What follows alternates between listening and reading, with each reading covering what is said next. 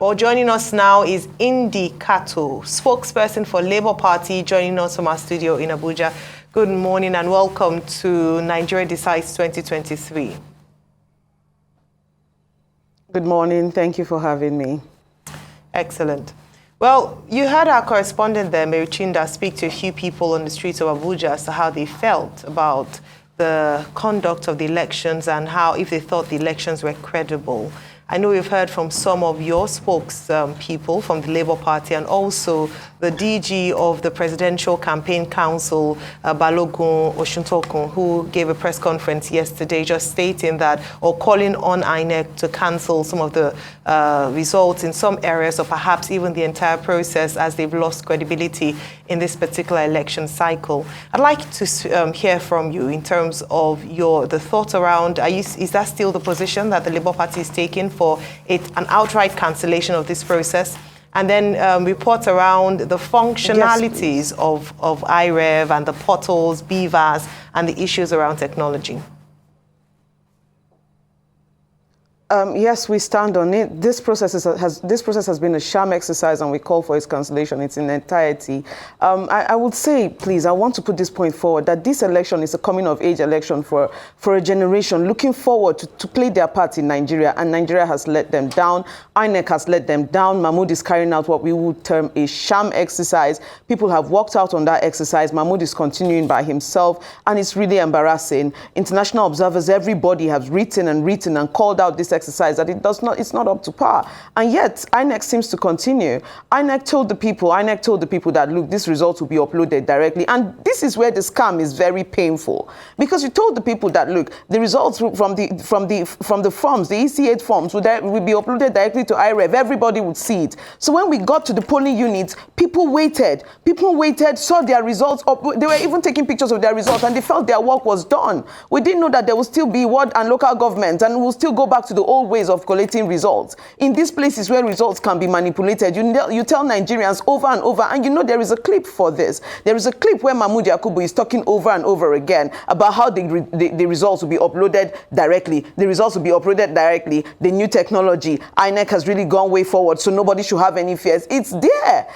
So for him to turn back right now and make it look like, no, this should not be the case, it's embarrassing, it's callous, and it is wicked. Nigerians are sincerely and terribly disappointed. You could hear the people on the streets and what they were saying. I mean, there was no different strokes there. Everybody's disappointed. For some, this is the first time that they are voting. We really trusted this process. Mahmoud cajoled us all the way to elections, believing that our votes were going to count. And then we get there and we meet something else. Of course, we're not happy about it. Labour Party is firm on this. This sham exercise should be cancelled and coalition should be stopped.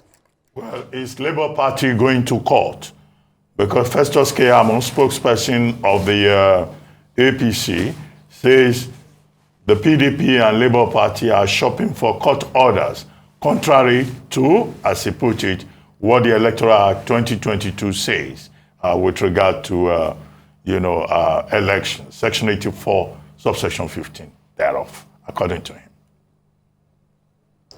I find it quite interesting that all of a sudden APC has something against court orders, given that they have been toying with the courts right prior to the elections over and over again. Right now, again, what we are firm on is that the coalition needs to be stopped. That is what we are firm on. That is what our statements have said, and that is what we stand on. The coalitions need to be stopped. This is a sham exercise, and we're going within the arm of legality to ensure that this is stopped.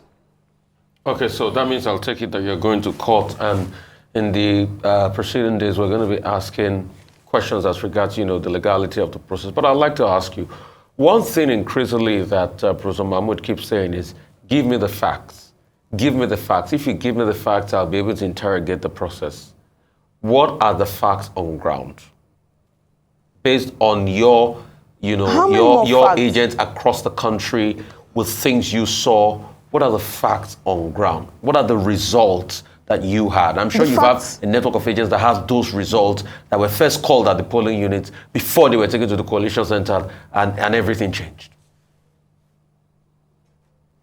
The facts on ground, I mean, from our agents, not just our agents, citizens were on ground to make sure that these things were happening. Even all the way to this place, people were still calling me from Chikun Kajuru that, look, the forms, the EC8 forms, what we saw on ground, what we monitored, what we documented, took pictures of, and shared and kept, what has been put forward is different.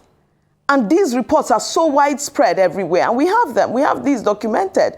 People have documented it so much. In fact, there was this statement somebody made that if you submit this kind of form, one of the forms was so doctored, so many cancellations on it, that if you submit this kind of form to WAEC, you are going to fail it. These things are out there. It's not hidden. So for Mahmood to be asking us what are the facts on ground, it is everywhere, Mahmood. INEC has been tagged. Our agents are working. Labour Party is working. But it's not just us. It's the Nigerian people. The Nigerian people are putting these facts before you. They are speaking. They are recording themselves. They are going on social media to say, look, this is what is happening. Places where elections did not hold. They have said it over and over again. Look at this place. They have taken videos. Elections did not hold here. They have said, look, our votes were scattered here. All of these things. I mean, if there were no videos, if there were no things for us to talk on, we won't even be here speaking. But they are there. They are scattered everywhere for people to see. People have retweeted over and over again. It's not even something that is just within the reach of Labour Party. It has gone beyond that. The citizens are doing this for us. And still, Mahmood is asking us facts. I think that he's been very dishonest at this point, and he's taking us for a ride. This is dishonesty on Mahmood's part. And I think he knows what he's doing. He knows that this is deceit. That is why he's asking us for something that is right at his face. INEC has been tagged severally. I know he can see this. International observers are talking about it. So I don't know who he is asking for facts when everybody can see. Yesterday, at the National Collation Center, the agent of the Labour Party was one of those party agents who staged a walkout on that occasion. But the INEC chairman's position is that the announcement of results, the collation of results will continue. And that when that process is concluded, whoever wants it reviewed can raise issues. Now, when that National Collation Center reconvenes today, will the agent of the Labour Party be in attendance, or Labour Party has taken a decision to boycott that event, that exercise? We have taken a decision. This is a sham exercise. The parties have taken a decision. This is a sham exercise. Mahmood has shown no form of remorse, has shown no will, no political will to change what it is that he's doing. We can see that this is a sham exercise. What people have uploaded and what people saw at the polling units and what we are seeing being uploaded is very different. These things do not tally, and Nigerians are not going to stand for it. We do not see Mahmood holding any emergency press conference to say, look, okay, we're going to change what we're doing. We have seen where the faults are, and we're going to adjust. We're not seeing any form of adjustments, nothing. Mahmood wants to continue with that sham, and anybody that goes to this center is going to endorse that sham, and that is what it is. The parties who are there are the ones who are endorsing this sham, and these are parties who do not hope to get any form of any serious votes in these elections, and they know that when they continue with this sham, they stand to benefit from it. This is not where any serious party with hopes of winning these elections, who knows that they will win this election, who knows that they have collected the votes to get this election, that the people stood by them, will come back and endorse this kind of sham. So no. Are you confirming to us that the Labour Party will not be represented today at the National Collation Center? The walkout yesterday was enough of a statement, and I think it stands. All right. How about calls to your party in line with or in light of preventing civil unrest? The news of young people perhaps planning to stage peaceful protests or demonstrations, and asking the Labour Party, as with other opposition parties, to follow due process. So the INEC chairman announces results, and then following that, you seek redress. If you're not happy with the outcome, or you do not agree with the outcome, then you seek redress in the court of law. How about calls about this? Why don't you let the process take its course, and then afterwards you can take the necessary legal steps? I think we are going to exploit every possible outcome. But I mean, speaking of protests, I'm really glad that you called them peaceful protests, because once protests are mentioned, it makes it look like, oh, it's going to get violent, and then the police and everyone will come and clamp down on the people. We did say, especially those of us young people, that we thought that those tankers that were being sent forward, and the military and all of that heavy presence that were sent forward to places like Lagos for the elections, we thought they were there to protect the people. But right now we feel like they're there to ensure that, oh, if the people decide to rise against this sham of an exercise, to to rise against the trampling of their rights by these sham elections, that is where the military will swoop in. Now, if young people or if Nigerians decide to protest, it is their right to protest. It is their right to protest. It is their right to seek, to address their grievances via that method, and that is what it is. And we will still address this issue in every other way, especially within the arms or within the limits of legality. I've said this over and over again. I do not want people to look at protests as if, oh, we want to shut down the nation or we want to stop Nigeria from moving forward. No. What has happened is what wants to shut down the nation. This sham of an election is what wants to stop Nigeria from moving forward. This is a threat to our nationhood, and Nigerians are not taking it lightly, rightly so. So I'll go back to what you said, that you're going to explore all legal means possible. How quick, will that come? Because more states will be read out today, and it's now going to be an after-election matter once the declaration is made, and which might be happening anytime, soon, maybe in a couple of days from now. We have our facts. If it gets to that, we have our facts. Of course, right now, what we are standing on is that this sham of a collection should be put to a stop. That is what we are standing on. The sham of this collection should be put to a stop. Mahmoud should not continue. This exercise has lost all legality. This is a sham. It is a fraud being conducted against the Nigerian people, and it needs to stop. That is where we are at now. When we get to the next bridge, we will cross it. Anyway, let me ask you, what do you think is the way forward? People have been giving all kinds of suggestions. Some have been calling for outright cancellation of the exercise. And to be fair, your party seems to have done well in some states of the Federation. In Anambra, in Lagos, in Nasarawa, in Enugu State, in Edo State. Are you saying that there is no way forward other than outright cancellation? Even in these places, Ruben, our votes were toyed with. So I even put out this statement a couple of yesterday, I think, that please, this Lagos that they put out, we shouldn't be celebrating. We did better than that in Lagos. So it's not just the win, it's the kind of win where these people would rig and rig and rig to the point where they cannot rig no more, then they leave it there. That is not enough for us to celebrate. We were still cheated in places where we won. So we're not satisfied with giving us that kind of victory. That is not the kind of victory we are looking for. We're not trying to take that consolation. Oh, you won Lagos by this slim margin. We overwhelmingly won Lagos. APC did not get up to those votes in Lagos. Many of these places, results were tampered with. Many of these places, elections were turned into a violent exercise for the people who were involved in. And we want this to be addressed. Those results, even if it shows that we won in those places, we won with wider margins, and that is the truth. Down north, all of these places where we got votes, you see that we got votes at the polling unit level, but at the local government level, they will show that, oh, it has been greatly reduced what we got. This is not right. So, to think, oh, because we did well, we seemingly did well in some of these places. No, we're not satisfied. Just because we won does not mean that what was done was right. We were still deprived of some of our votes, and we want all our votes to count. That is what we're asking for. You can't give us consolation and tell us, well, you won this, can't you see this situation and be happy about it? We are not happy about it. In places like Lagos, our votes were tampered with. Places like Ebonyi, River State, our votes were tampered with. Many places, our votes were tampered with. People are not satisfied. Even Plateau State, people are saying that what they saw and what is being uploaded now, what they're seeing now is very different. And these calls are coming in very, very different places. Look, what we saw at our polling units and the overall results looked very different. And, it just doesn't tally. It doesn't tally. We will not stand for this. All right, okay. Indy, so some people are also saying that perhaps the way that the Labour Party handled communication is also a factor in the responses we've gotten so far. So they mentioned right from the beginning, it had been talked about a number of times that the only body allowed to announce results is INEC, the election umpire.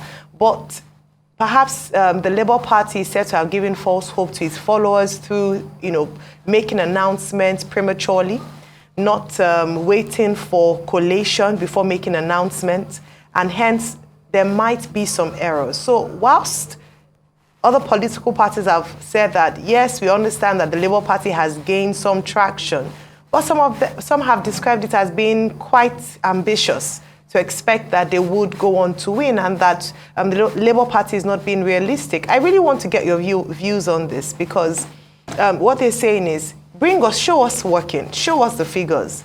If you're making allegations that you got a wider margin than what's been announced, then show us how you arrived at that conclusion. I know you're gathering materials for, to present in court. But before you make statements like this, it is important to back it with your facts. And that's what's missing here. What do you have to say about this? I don't think that's what's missing. I think that people have taken photos of this, they have shared it. And it's just not limited to Labour Party. Like, Labour Party has a PCC, we have an official, we have our official body and how we function. But these are Nigerians. Nigerians went to the polling units. Nigerians took these photos. They didn't take imaginary photos. They took photos of what happened in their polling units, and they uploaded these photos, thinking that the same thing that they were uploading was going to be sent directly to the IREV, and that's what it is. And it's not only people who support Labour Party who uploaded. Even one of the president's assistants, Bashir Ahmed, was uploading. He was putting forward. So to make it look like, it's just Labour Party that was doing this, no. Nigerians were excited about the process. And keep in mind, like I said, that this is a coming-of-age election. This is an election that young people are participating, many of them for the first time, and they were excited about this. Many people took part. Many people had to even help INEC with materials at the polling unit. They did their part, and they took pictures to make sure that, look, these results will not be changed at the end of the day, because they felt this was going to be sent directly. And they took pictures. And I don't think you would say that the EC8 forms you are seeing flying, that they are fake forms. These forms are signed and stamped. So I honestly don't see that. And with us, with the conversation about whether or not Labour will win, we have shown beyond reasonable doubt, we've shaken this entire electoral process in places where we are strong. We were overwhelmingly strong in these places, despite rigging being happening. So a lot of the other parties that would say, oh, we took votes away from them, I think that they need to reconsider that. You know what? People who have a base have brought out extreme number of votes in places where people like them. What is it about you that you're a lukewarm candidate, that even where you think you have a base, people did not give you the kind of votes you wanted to get? This is not Labour's fault. Labour knows that if all things being equal, we would have won this election. We would have gotten it necessary to win this election. But unfortunately, look at what is happening. Votes being reduced in places, people being brutalized, people taking, politicians taking the law into their own hands, going to the collation centers, correcting these things with Tipex and pen. I mean, it is embarrassing at this point. This conversation is not elevated at any level. This is not what Nigeria should be talking about in 2023. I think that Maurice Iwu will be looking at this and wondering why Nigerians wanted to crucify him in the first place. All right. Indy, I'd like to ask you this.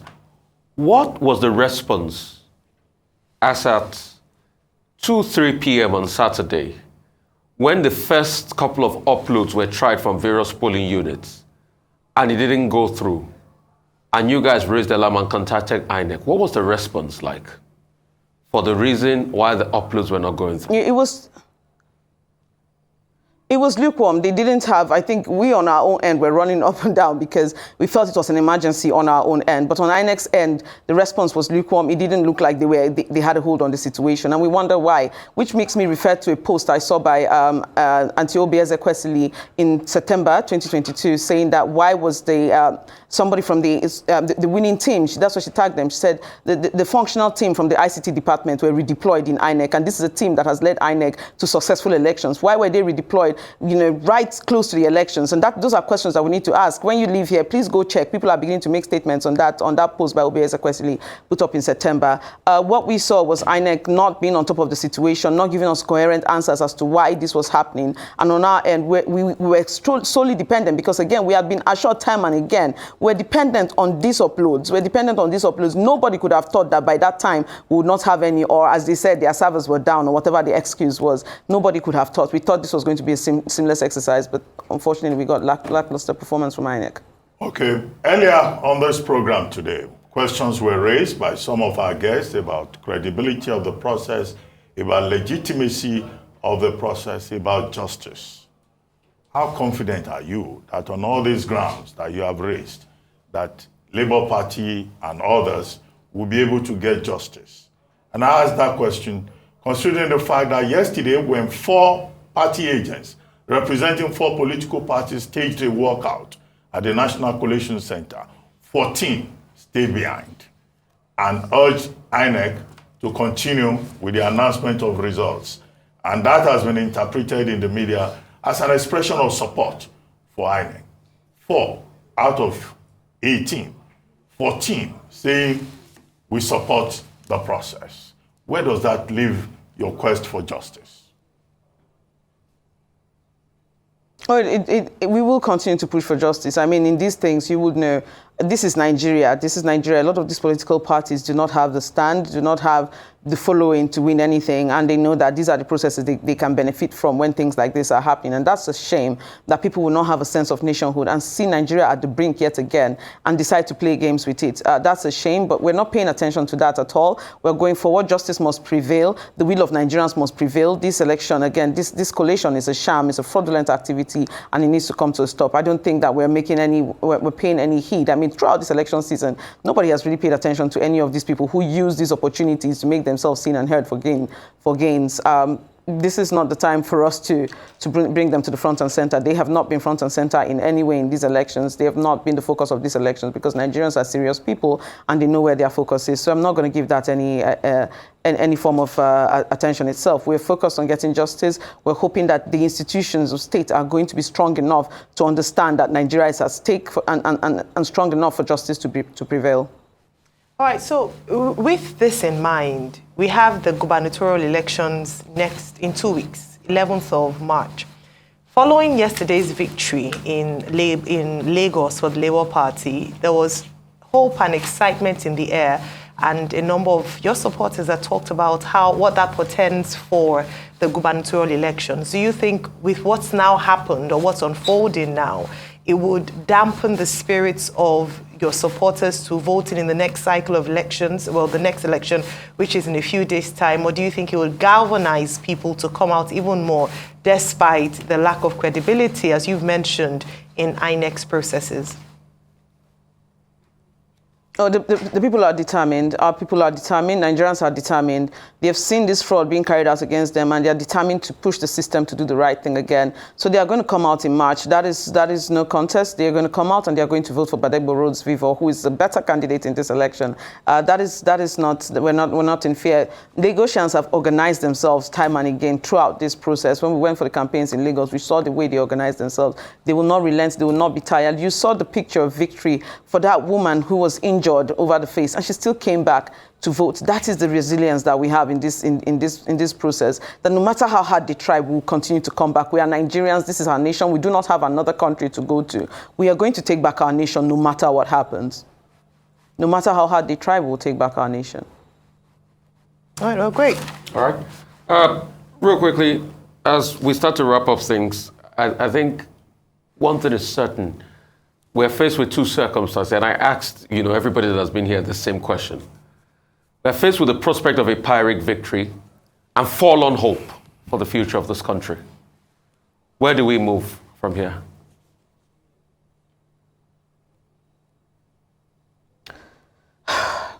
As a young person, this is really sad for me. I have kind of helped to be the voice for my generation through this process. I mean, Gen Z and millennials, all of us alike.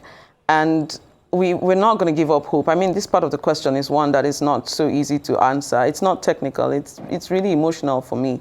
We've worked so hard. We've put everything. Some of us have left our jobs to get this done. And then we meet this. We're going to be sad. We're very, very sad about this. But one thing we know is that we're strong and we're fighters and we're going to keep pushing. This is just the beginning. When NSAR started, we were here. We did the same things. We made the media rounds. We took to the streets and they told us that we could not do it. This time again, they're pushing us back. But we're showing them that, you know what, we're not going to take this sleeping. We can do it. We can continue to. And we'll continue to push. Whatever happens, our generation is at stake, Rufai. My generation is at stake. Buhari has taken 8 years of my life. He met me in my mid-20s, and now I'm approaching my mid-30s.